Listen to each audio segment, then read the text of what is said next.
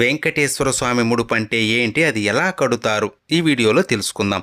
పిలిస్తే పలికే కలియుగ దైవం, కోట్లాది భక్తులకు ఇలవేల్పు, ఆపద మృక్కులవాడు, అనాథ రక్షకుడు, కొలిచిన వారికి కొంగు బంగారమైన ఆ శ్రీనివాసుడే కష్టాన్ని కడతీర్చే దైవమని భావించి స్వామివారికి తమ కోరికలు చెప్పుకొని ముడుపు కడతారు. స్వామివారికి ముడుపు శనివారం ఉదయం దీపారాధన చేసి ముందుగా వినాయకుడికి మీ కోరిక చెప్పి స్వామికి ముడుపు కడుతున్నాను, సంకల్పం నెరవేరాలి అని కోరుకొని ఒక తెల్లని బట్టకి పసుపు తడిపి ఆరబెట్టి బట్టకి 4 వైపులా కుంకుమ పెట్టి అందులో 11 రూపాయలు లేదా స్థాయిని బట్టి కొంత డబ్బును స్వామిని స్మరించుకుంటూ పెట్టి మీరు ఎందుకు ముడుపు కడుతున్నారో మనస్ఫూర్తిగా భక్తిగా స్వామికి చెప్పుకొని డబ్బు పెట్టిన పసుపు బట్టకి 3 ముడులు వేసి స్వామి ఫోటో లేదా ప్రతి ముందు పెట్టాలి.